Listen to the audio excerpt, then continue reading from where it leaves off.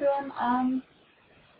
Talking about intersectionality, and I found this really hard to say, I'm sorry, marginalisation within feminism is difficult to do without stumbling into the arena of oppression Olympics, which is, I think, is often the discussion of privileges and oppression is often unfairly dismissed as. I was at a party recently where two males decided that it would be a really great idea to play whose life is more fucked up than yours.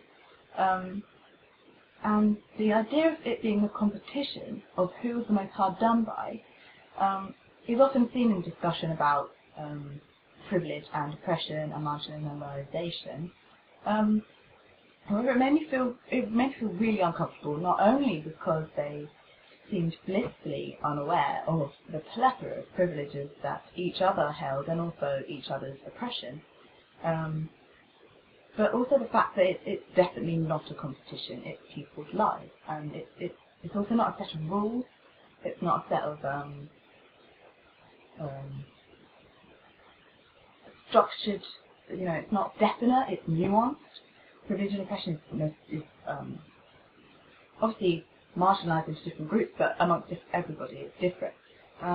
Nobody chooses a set of privileges that they get at birth, and certainly nobody chooses the amount of oppression that is piled upon them due to issues such as class and race, gender and sexuality, etc. When people are marginalised, their voices need to be heard, and this is simple and easy. However, the mainstream feminist movement apparently don't find this easy at all. When I was younger, I had issues with identifying as feminist because it was seen as a dirty word, and people always told me that we had won all our battles, we've got it all, and there was no need for feminism anymore.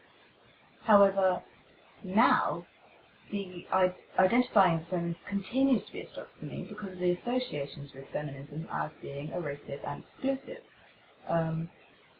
As a movement, this is exemplified in the amount of trans erasure that happens in feminism.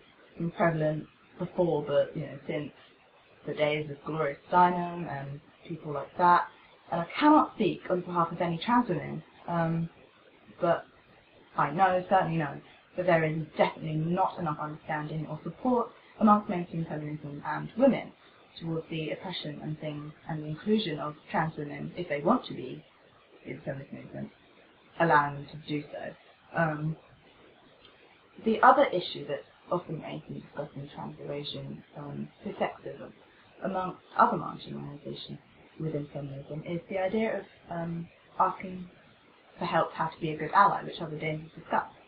I think that this is obviously a positive step towards becoming more inclusive and raising awareness of the fact that this so-called equality that we all fight for is going to be complete and utter bullshit if we don't actually include and listen and act upon the voices of the marginalised amongst us.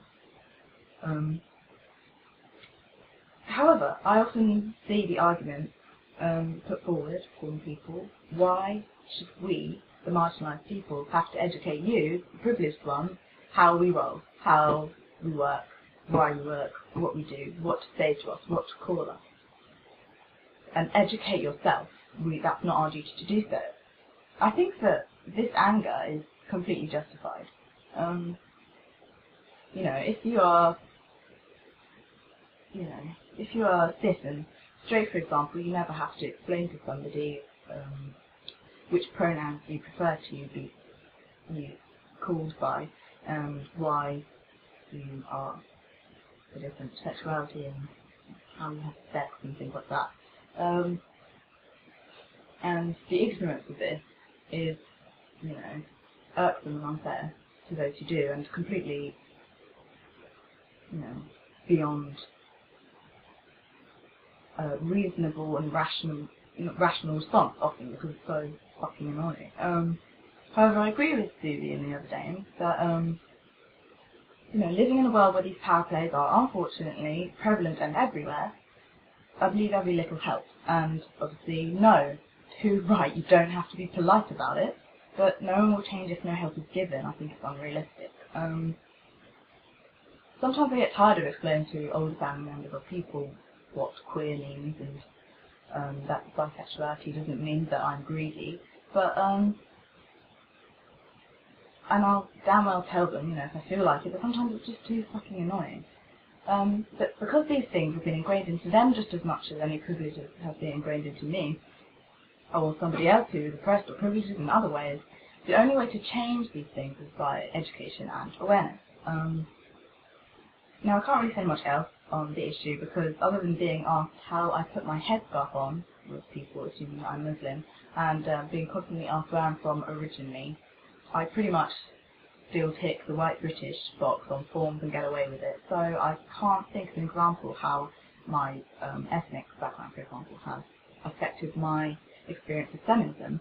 So please, please, I really, really want to hear your opinions and experiences as much, if not more than ever, because obviously this channel and this topic especially would be redundant without hearing the experiences and voices of other people. So go, hit up, please. See you next week.